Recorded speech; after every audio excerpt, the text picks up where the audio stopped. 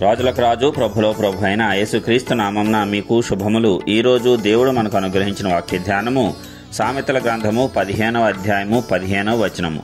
బాధపడువాని దినములన్నీయు శ్రమకరములు, సంతోష హృదయానికి నిత్యము విందు కలుగును. ప్రియులారా, ఈ వాక్య ధ్యానాన్ని మనం పరిశీలించినట్లయితే బాధపడేటువంటి వారి దినములన్నీ కూడా శ్రమకరంగా గడుస్తూ ఉంటాయంట.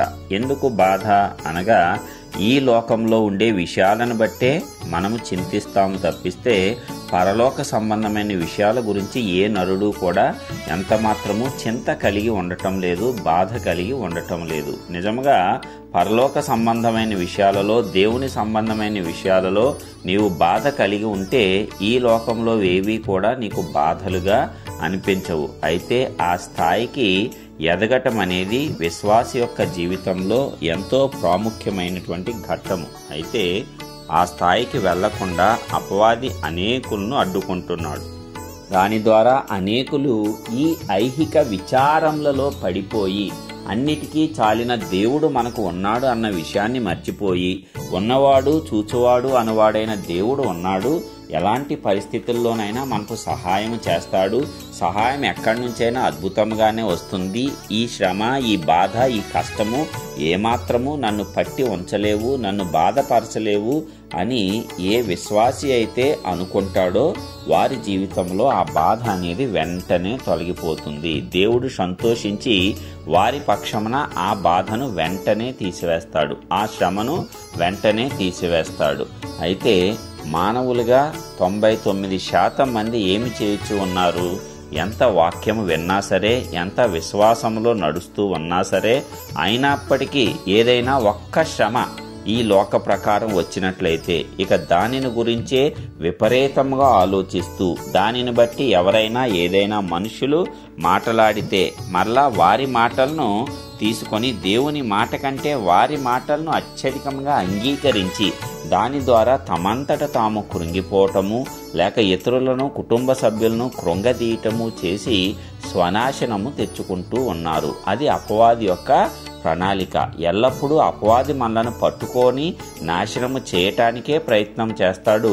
ఎల్లప్పుడూ దేవుడు తన చేతులు చాపి మనలను రక్షించటానికే ప్రయత్నం చేస్తాడు. కాబట్టి నాశనం చేసే అపవాది హస్తాల్లోనికి వెళ్దామా?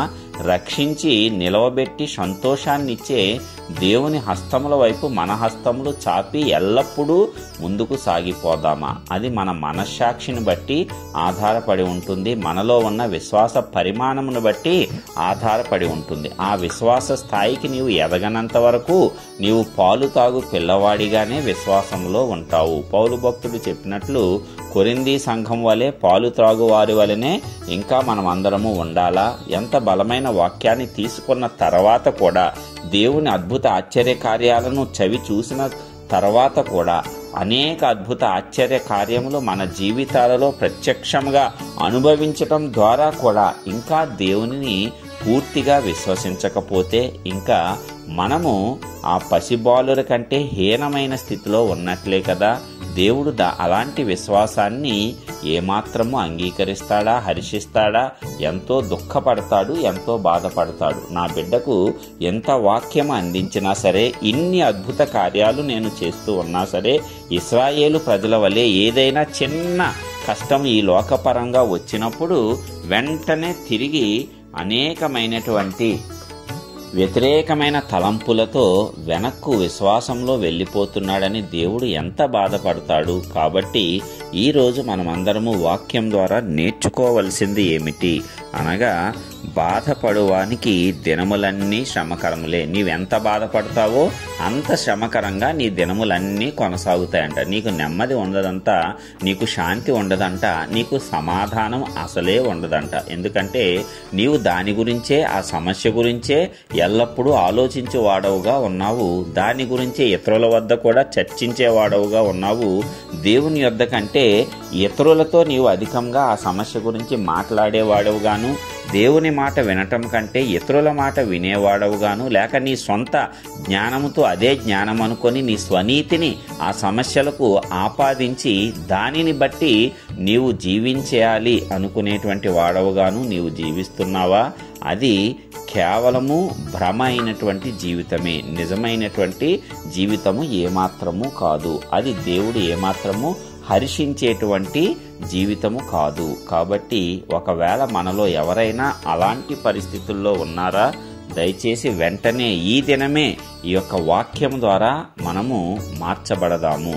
బాధపడుతూ మనం కూర్చుంటే మన దినాలన్నీ కూడా శ్రమకరమే, దుఃఖకరమే, ఏమాత్రము సంతోషం ఉండదు, ఆయాసకరంగా మన దినములన్నీ గడుస్తూ ఉంటాయి. అయితే ఆ యొక్క బాధలను, శ్రమలను నీవు లక్ష్య పెట్టక ఎల్లప్పుడూ ప్రభువునందు ఆనందించుడి అనేటువంటి వాక్యాన్ని అనుసరించి నీవు గనక సంతోష హృదయాన్ని కలిగి ఉన్నట్లయితే నీ జీవితం ఎల్లప్పుడూ కూడా నిత్యము సంతోషంతో కొనసాగుతుంది, నిత్యము ఆనందంతో కొనసాగుతుంది, నిత్యము విందు కలిగినట్లుగా. అంటే విందుశాలలో ఎలాగ ఉంటాము, ఎల్లప్పుడూ కూడా ఒక విందు జరుగుతూ ఉన్నట్లయితే, ఒక వివాహ విందు జరుగుతూ ఉన్నట్లయితే ఎంత సంతోషంగా అందరూ ఉంటారో అలాగే నిత్యము విందు జరిగినట్లు సంతోష హృదయము కూడా అట్లాగా ఆనందముతో నింపుతాను అని దేవుడు వాక్యం ద్వారా మనకు స్పష్టం చేస్తూ ఉన్నాడు. కాబట్టి ప్రియులారా, మనకు శ్రమకరంగా, ఆయాసకరంగా దినములను వెళ్ళబుచ్చుకోవటం కావాలా? నిత్యము సంతోషంతో విందు జరిగినట్లు ఎల్లప్పుడూ కూడా ఆనంద హృదయం కలిగి మన జీవితాలు కొనసాగించుకోవటానికి మనము సిద్ధపడాలా. మనమే ఒక తీర్మానము తీసుకుందాం, ఒక ఆలోచన చేసుకుందాం. ఏ రీతిగా మనము జీవించాలనేది మన చేతిలోనే ఉంది, మన హృదయంలోనే, అంతరంగంలోనే ఉంది, మన మనస్సాక్షిలోనే ఉన్నది. నీవు దేవుణ్ణి అంగీకరిస్తున్నానని చెప్పుతూ ఇంకా పాతకాల దౌర్భాగ్యపు మనస్తత్వంలోనే ఉన్నట్లయితే అది ఏమాత్రము కూడా ఆశీర్వదింపబడే మనస్తత్వము కాదు. మనస్సు మారటం అంటే, నూతన పరచబట్టం అంటే ప్రతి దానికి దేవునిపైన ఆధారపడటమే. దేవుడు ఉన్నాడు, ఈ కార్యము నెరవేరుస్తాడు, ఈ కష్టము, ఈ శ్రమ తొలగిపోయి ఇది నా మేలు కోసమే దేవుడు ఏర్పాటు చేశాడు తప్పిస్తే అపవాది ఎంత హీనమైన స్థితికి ఈ శ్రమ ద్వారా నన్ను తీసుకొని వెళ్ళినా అక్కడి నుంచి కూడా అద్భుతమైన రీతిగా నన్ను లేవనెత్తి ఉన్నతమైన స్థలములలో, హెచ్చైన స్థలములలో నన్ను నిలవబెట్టే దేవుడు నాకు తోడుగా ఉన్నాడు. కాబట్టి అపవాది నన్ను నాశనము చేయలేడనేటువంటి మనస్సాక్షి ఎప్పుడైతే నీలో అభివృద్ధి చెందుతుందో అప్పుడు నీ దినములన్నీ ఆనందకరమే, నీ దినములన్నీ సంతోషకరమే. నీకెన్ని అప్పులైనా ఉండని, నీ ఒంటిలో ఎన్ని జబ్బులైనా ఉండని, అయినా సరే నీవు ఎల్లప్పుడూ ఆనందంగానే, సంతోషంగానే ఉంటావు. అది దేవుని యొక్క కృప మాత్రమే. దేవునిలో నిజముగా ఎదిగిన వారికి మాత్రమే కలిగేటువంటి ఉన్నతమైనటువంటి కృప అదే. వారు దేనికి భయపడరు, దేనికి బాధపడరు, దేనికి చింతించరు. ఏదైనా సరే సమస్తము సమకూడి మేలుకే కలుగజేసేటువంటి దేవుని యందు వారు ఆనందిస్తారు. కాబట్టి అలాంటి వారి యందు దేవుడు ఆనందిస్తాడు. అప్పుడు అపవాది దుఃఖపడతాడు. వీళ్ళేంటి, ఎంత ప్రయత్నములు చేసినా ఏమీ ఏడవటం లేదు, ఏమీ దుఃఖపడటం లేదు, ఏమీ చింతించటం లేదు, ఎంత నిబ్బరం కలిగి ఉన్నారు, ఇంత ఇలాగా దేవుని మీద ఆధారపడి ఉన్నారు అని అపవాది ఇక వారి జోలికి రావటము మానివేస్తాడు. కాబట్టి ప్రియులారా, ఇలాంటి స్థాయికి మనమందరము ఎదగాల్సిందే. అలాగే ఎదగనంత వరకు మనమందరము విశ్వాసములో పసిపిల్లలమే, పాలు త్రాగు వారమే. ఎప్పుడైతే ఏ శ్రమలోనైనా సరే నీవు దేవుని చిత్తానికి వదిలివేసి ప్రార్థించి నిబ్బరముగా ఉంటావో, దానిని గురించి ఆలోచించకుండా, చింతించకుండా దేవుడు ఈ కార్యము ఆయన చిత్త ప్రకారం నెరవేరుస్తాడని ఆయనకు అప్పగించి నిశ్చింతగా ఉంటావో అది నిజమైన బలమైన విశ్వాసము. మరి వాక్యం ద్వారా మనమందరము ఇలాంటి విశ్వాసంలోనికి నడిపింపబడుదుముగాక. ప్రార్థించుకుందాము. కృపా సత్య సంపూర్ణుడవు, స్తుతులకు పాత్రుడవైన మా ప్రియ పరలోకపు తండ్రి, నీ ఘనమైన నామానికి వందనాలు, స్తోత్రాలు. ఇప్పటి వరకు నీ రెక్కల నీడన భద్రపరిచినందులకే వందనాలయ్యా. ఇదిగో మరి అద్భుతమైన రీతిగా నీ వాక్యం ద్వారా మాతో మాట్లాడిన విధానమును బట్టి కూడా నీకే స్తోత్రములు. అవును తండ్రి, నిజముగా మాలో అనేకమైనటువంటి బాధలు ప్రతిరోజు ఎదుర్కొంట ద్వారా మా దినములన్నీ కూడా వాటిని గురించి ఆలోచిస్తూ వాటి మీద మనస్సును కేంద్రీకరిస్తూ దృష్టి నిలుపుతూ వాటిని బట్టి మా యొక్క దినములన్నీ శ్రమకరములుగా ఇప్పటివరకు కొనసాగించి ఉన్నామేమో.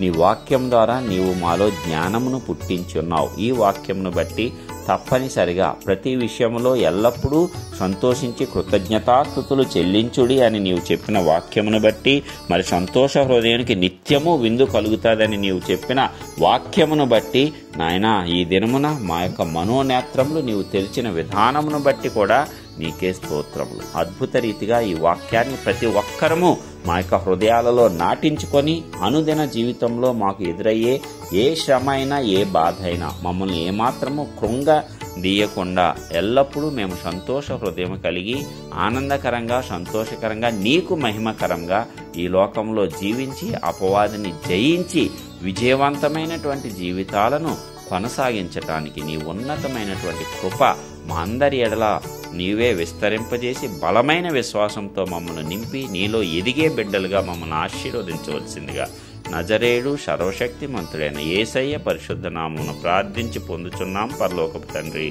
ఆమేన్.